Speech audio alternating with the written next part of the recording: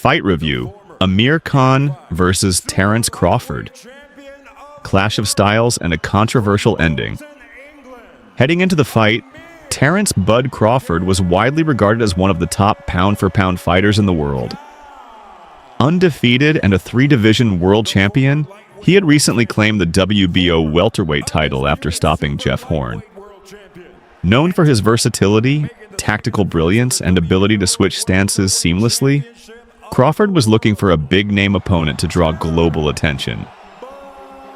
Amir Khan, the British boxing star and former world champion at light welterweight, was viewed as a high-speed, high-risk challenger.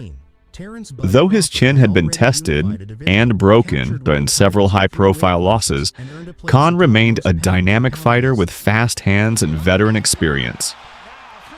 For him, this was a chance at redemption and one last shot at world-level success. Round 1, the opening round, immediately showed who had the upper hand. Crawford dropped Khan with a clean right hand, followed by a left hook, sending a strong message that the champion meant business. Although Khan beat the count and got back on his feet quickly, the psychological edge had clearly shifted in Crawford's favor. Rounds 2 to 4. From that point on, Crawford began dissecting Khan with calculated precision. He maintained excellent range, switched stances frequently, and landed crisp jabs and counters, while avoiding most of Khan's flurries. Khan's trademark speed was there, but Crawford's defense and timing neutralized it. The American displayed masterful control, constantly adjusting and dictating the tempo.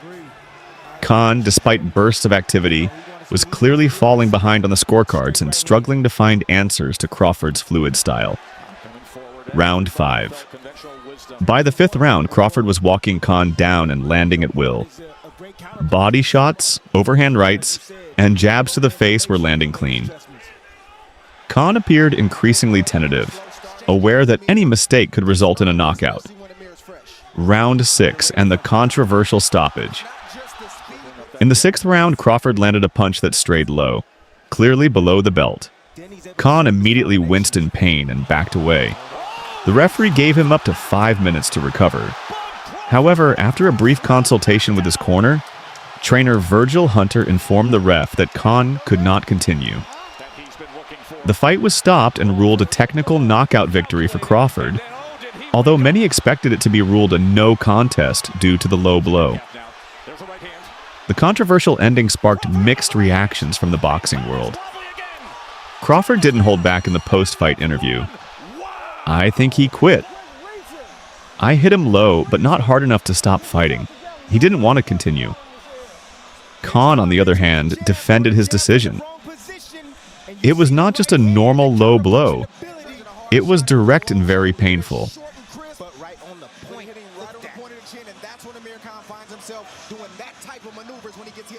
Sometimes he shoots his punches from too close. Sometimes he starts his combinations from too far away. More than him by the time they stepped in the ring and actually fought.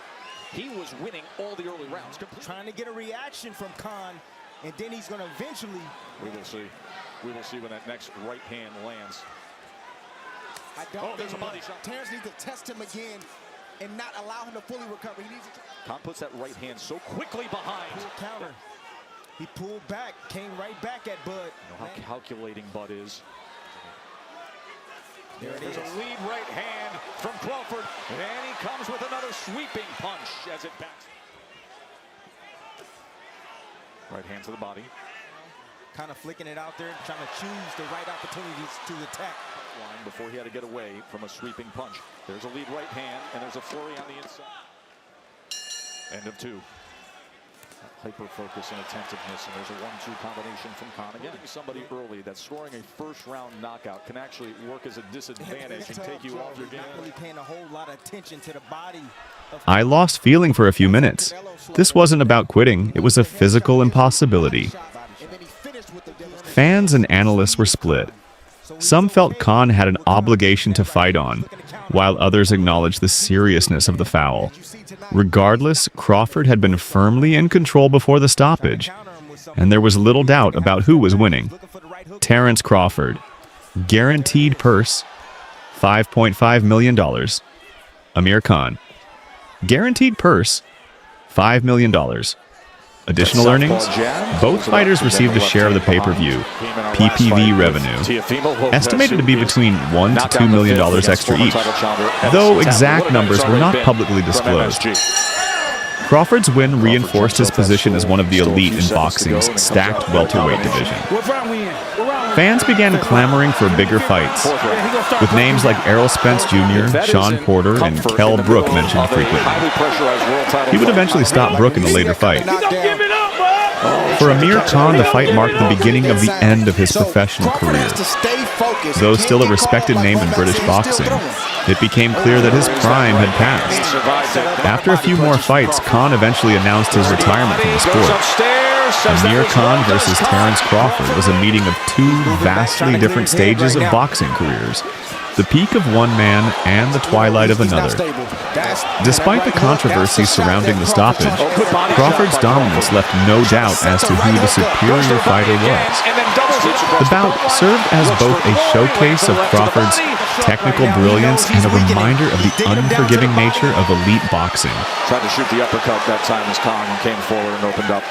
There's a straight right hand from Khan to finish off a wild round. Tell him, Khan, don't be in a rush. And you see Khan just rush in with her over. He doesn't want his fighter to run into anything from Terence Crawford. Dre, you were under the tutelage of Virgil Hunter. You're the best he can with what he has. You know, at the end of the day, you know, me and Amir Khan were two different fighters, two different pedigrees, and he's doing the best he can with what he has. Watch the sweeping backhand of Terence Crawford. He's setting it up. There it is. And there's a looping right. And there's a 1-2 from Khan. Give him credit. He was down in the first round. He's trying to hang in there. Oh, big left hand from Crawford. Uppercut, right hook. Switching. Though, Tim, and I will tell you this about Virg. He cares about the kid. Good right hand from Khan right there. It's just not enough, though. It's a panic shot. Yeah, it's a panic right hand. This is what Crawford loves. He loves finding the solution. Yeah, Khan very hesitant. He can't get inside. Straight left hand coming in, just like there. Excuse me. Caught him on the way and now the jab has some success for Amir Khan. All that's going to do, fellas. There's a right hand from Amir Khan that he times. As Crawford stalks here as we come to the end of the round. I couldn't help but notice, you know, that left hand that landed just off balance. It's like he threw the shots running in, Dre. That right hand, man, he's trying to catch Amir in between his shots, just like that. Did you see the transition right there where he stepped back? I think it's low blow. Yeah, clearly it was a low blow. Ooh. That was beyond low. Huh?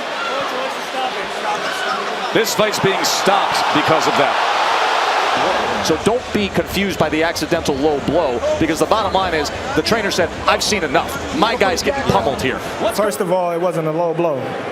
And second of all, Virgil knew the fight was going, you know, in a bad direction, and he saved his fighter before anything bad happened to him. I'm a good boxer, but he was showcasing great skill, great movement. I was caught with a shot right below the belt, and I mean, I could feel it in my stomach. I mean, that's the reason I couldn't continue. I'm a warrior. I'm one of them guys. I would never give up. I would not give up a fight like this.